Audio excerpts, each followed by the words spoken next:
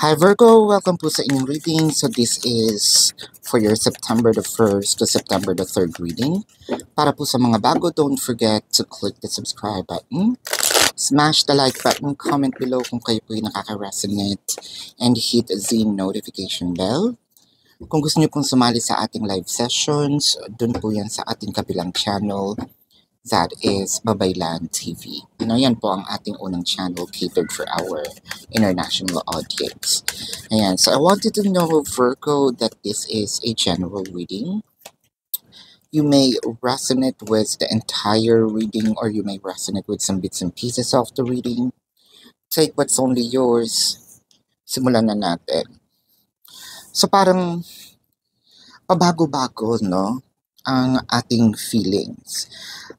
Sabihin natin, or yung feelings ni person, you can switch the energies by the way. What I am reading in here is the dynamic. So parang ang nakikita ko dito, parang oo, gusto na rin kita, parang hindi pa ng konti, pero more on oo. So, kumbaga sa mood swings, may mga times na sobrang giving, no? Sobra yung um, pagka-generous, no, nito ni person doon sa kanyang energies. Meron din may mga times na hindi. Pero ngayon nakikita mo yung parang process ng, uy, bakit itong taong to, anong nakain? No, parang lately, ako ang bunot, no? Ako ang kanyang bunot. Parang hindi ko alam kung pinagtitripan ako o talagang may gusto sa akin, no? Siguro, let's say, tayo yung naunang nagpakita ng interest and then si person parang binaliwala or hindi niya masyadong pinapansin. However, parang habang tumatagal, nasasabi niya na, sige na nga, bakit hindi? No? Bakit hindi natin i-try? Ayan. So, kung ikaw, itong unang tao na nag-initiate ng move para sa kanya, parang sinasabi, uy, parang may pag-asa tayo. No? May pag-asa tayong magiging kami. Medyo kinikilig tayo kasi nagre-respond na rin siya kahit papano sa ating energies, no? The Nine of Pentacles and the Ten of Swords. Yung takot natin na tayo din, medyo nandun tayo sa swing na yun, no? Yung takot natin na parang, oo, masaya siya kapag ginagawa ko to. Magugustuhan kaya niya kapag ito naman yung ginawa ko.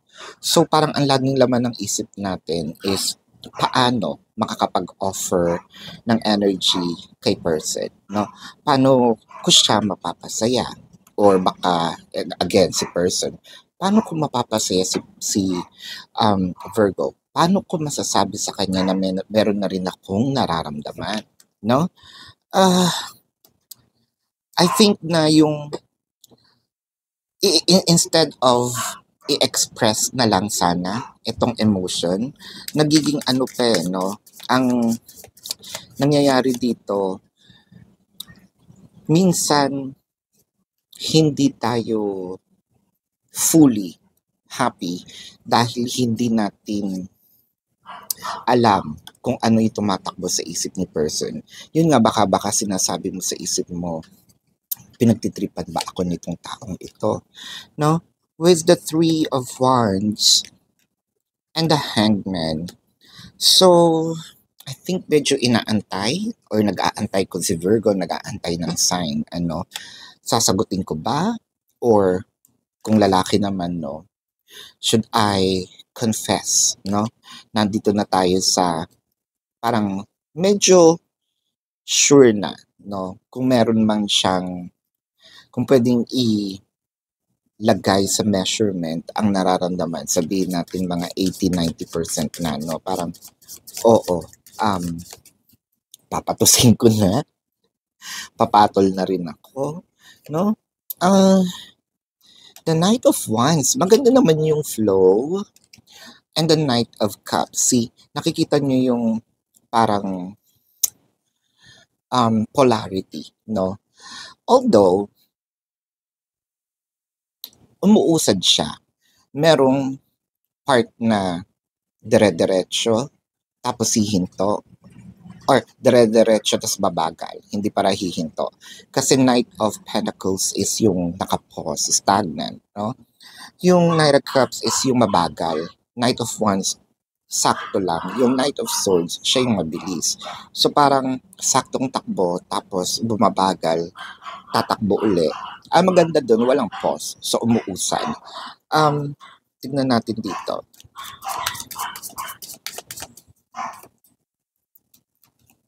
With the Star, the Seven of Pentacles, the Six of Cups. Uy, bakit naman ganun? The Chariot. Talaga ba? So, kung si Virgo naman itong nagpapakita ng emotion, I think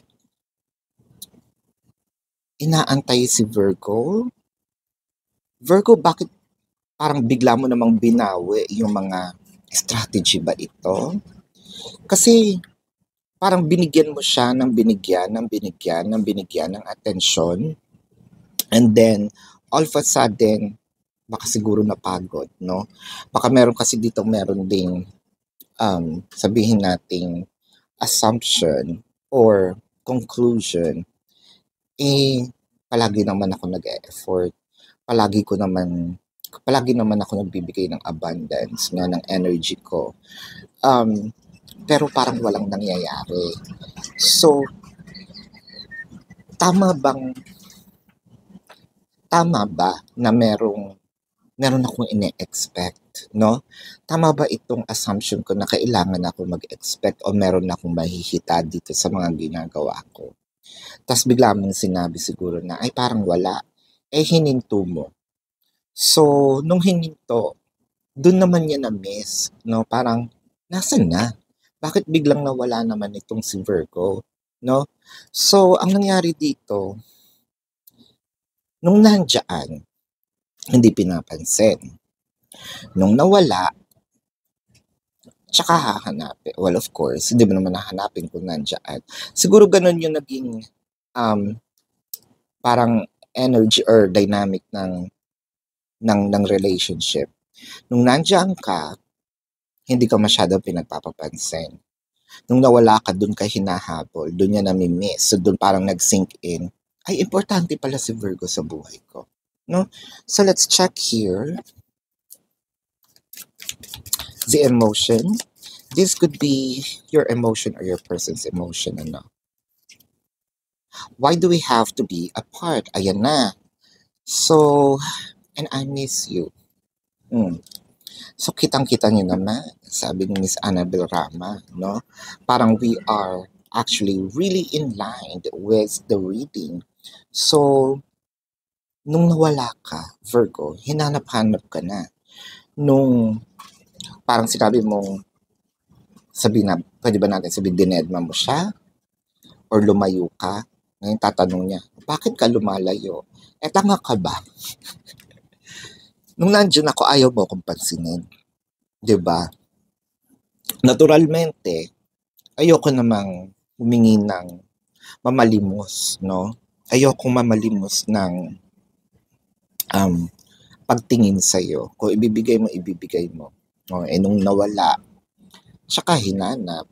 So this is your reading, Virgo. So let's see the zodiac sign of your person. This could be their sun sign or a placement in their chart. So I am seeing Cancer, Scorpio, Taurus, Aquarius, Pisces, Leo, Sagittarius, baka pa Virgo din, ano? So this is your reading, Virgo. Again, for those of you who's new to the channel, don't forget to click the subscribe button, smash the like button, comment below kung kayo po'y nakaka-resonate, and hit the notification bell. Kung gusto niyo pong sumali sa ating live sessions, dito po yan sa ating unang channel, that is Babaylan TV. No, yan po ang ating OG na channel, no? That's created for or altered for our international audience. Doon po tayo nagla-live. Pero kung hindi nyo po maabutan yung live sessions, pwede naman kayo magtanong dito sa comment section as long as the question po is answerable by yes or no. Pero Virgo, kilala niyo po ang inyong sarili, no? Kung hindi kayo masasatisfy sa yes or no na sagot lang, edi dumiretso na po kayo doon sa ating description box. Sa description box po, nandun po yung link ng ating website. So, click nyo lang po yun. Una nyo makikita sa cellphone screen nyo or sa desktop, no, or laptop, yung question form. Hindi kasi siya kasya sa screen, ibaba nyo lang po ng konti. Nandun po yung QR codes. So, nakalabel naman po yung bawat QR codes. Nandun po yung how much per question, the name, the number, no, for your reference. And Virgo, I also created the 4 questions plus 1. So, take advantage of it. No, parang discounted na yung 4 question, may libre pang isa. So, yeah, take advantage. Kung gusto niyo yung sumali, no? Or kung gusto niyo magpa-book ng private reading, nandun din po, pakihanap na lang yung QR codes. Kung gusto niyo sumali at manalo sa raffle po ng free reading, no? Paki-report na lang po yung mga fake accounts na nandun po sa description box. Then screenshot niyo po yung tong paki-screenshot na lang po yung report and then bubunot po tayo. I-send niyo yung inyong report dun sa ating designated email para bubunot po tayo ng winner, no? Doon sa ating raffle. Ngayon, kung hinahanap niyo po yung mga ibang videos, kalat-kalat po ang mga videos natin. Lalo na if you still care about your exes, gusto niyo malaman yung kanilang updates, nangyayari sa buhay nila, no? Kumbaga maki-CCTV tayo, dun po yan sa Facebook.